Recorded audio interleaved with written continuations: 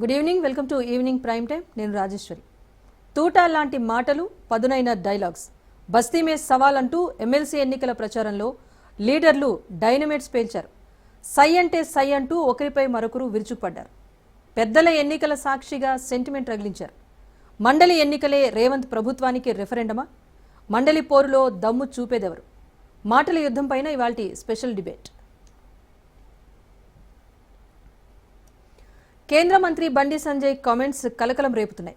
MLC ఎన్నికల్లో తనదైన శైలిలో ఆయన మాటల తూటాలు పేల్చారు. కాంగ్రెస్ ది పాకిస్తాన్ టీం, బీజేపీది ఇండియా టీం అంటూ వ్యాఖ్యలు చేశారు బండి. ఎమ్మెల్సీ ఎన్నికల కోసం ముఖ్యమంత్రి రేవంత్ ప్రచారం చేస్తున్నారని, ఆయన పర్యటనతో కాంగ్రెస్ ఓటమి ఖాయమైంది అంటూ ఎద్దేవా చేశారు బండి సంజయ్.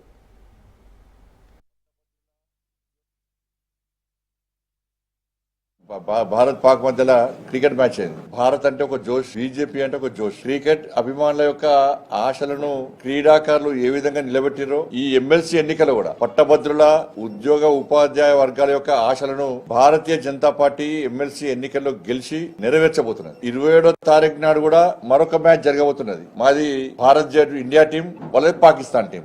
ఓటర్లు ఆలోచించుకోవాలి. ఇండియా టీం అయినా మాకేస్తే మేము గెలుస్తాం. పాకిస్తాన్ గెలవాలనుకుంటే వాళ్ళకి ఓటేయండి. ఇండియా గెలవాలనుకుంటే మాకు ఓటేయండి. పాకిస్తాన్ గెలవాలనుకుంటే వాళ్ళకి ఓటేయండి. మాది ఇండియా టీం, వాళ్ళది పాకిస్తాన్ టీం. ఆలోచించుకోండి. ఎందుకంటే నిన్న ముఖ్యమంత్రి గారు, ఇంతవరకు నాకు తెలిసి రాష్ట్రంలో ఎమ్మెల్సీ ఎన్నికల్లో ఏ ముఖ్యమంత్రి పాల్గొనలేదు. నిన్న ముఖ్యమంత్రి గారు ఊటా 3 జిల్లాల్లో పర్యటించి 3 జిల్లాల్లో మీటింగ్ పెట్టినట్టునే కాంగ్రెస్ ఓటమి ఖాయమైంది. ముఖ్యమంత్రి గారు 3 మీటింగ్లో కూడా కాంగ్రెస్ పార్టీ అభ్యర్థి గెలవకుంటే మాకు వచ్చేదేం లేదు, పోయేదేం లేదని చెప్పడం ద్వారానే ఓటమిని ఒప్పుకోకనే ఒప్పుకున్నారు.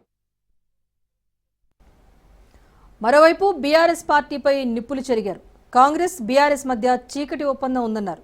ఫోన్ ట్యాపింగ్ కేసులో కేసీఆర్, కేటీఆర్ కు రేవంత్ సర్కారు ఎందుకు నోటీస్ ఇవ్వలేదని ప్రశ్నించారు బండి సంజయ్. ఫార్ములా ఈ రేస్ కేసులో ఈవెంట్ ఆర్గనైజర్ పేరును ఎందుకు చేర్చలేదో చెప్పాలి అంటూ ఆయన డిమాండ్ చేశారు. ఎవరి కంట్రోల్ ఉంటుంది? రాష్ట్ర ప్రభుత్వం కంట్రోల్లో లా అండ్ ఆర్డర్ ఉంటుంది. అరెస్టులు చేయాలని మీరేయాలి, విచారణ చేయాలని మీరేయాలి. మీకు చేతనైతే లేదు. చేతనప్పుడు ఏం చేయాలి?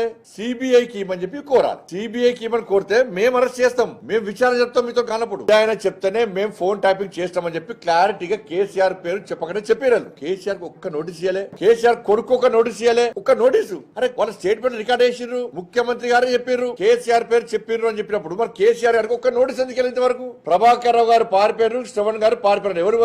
ఎవరి హయాంలో పారిపోయారు? మీ ప్రభుత్వం ఏర్పడకనే మీ చేతిలో మీ కళ్ళ మీద పారిపోయారు కదా. మీ హయాంలోనే పారిపోయారు. మీరు పారిపోయే విధంగా సహకరిస్తారు, మేము పట్టుకరావన్నా? ఈ సిబిఐకి పట్టుకొస్తాం. సిబిఐకి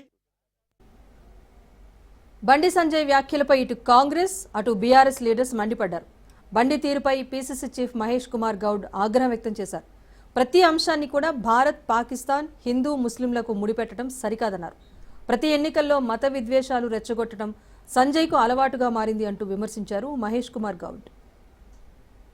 పలుకుతా ఉన్నాను బీజేపీ నాయకులకి. 11 ఏళ్లుగా మీ ప్రధానమంత్రి కేంద్రంలో ఉన్నాడు. 2014లో మీకు దిక్కు దివానం లేదు కాబట్టి శ్రీరామచంద్రుని వాడుకున్నారు ఎన్నికల కొరకు.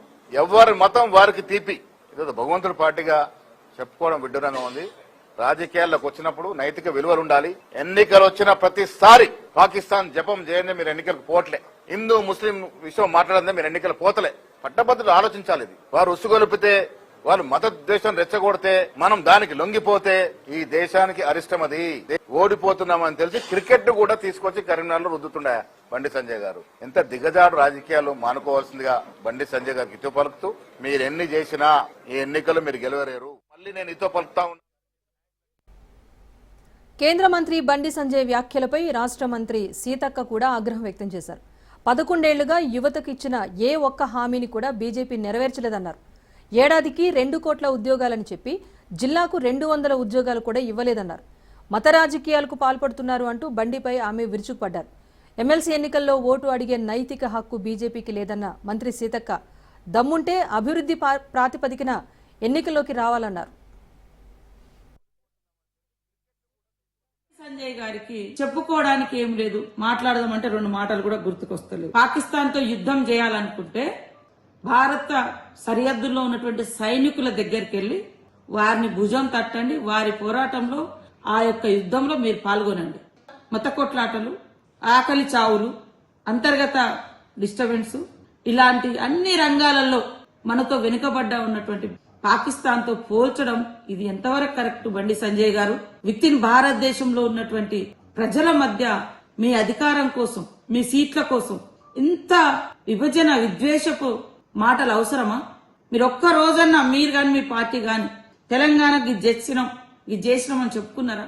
బండి సంజయ్ గారికి చెప్పుకోవడం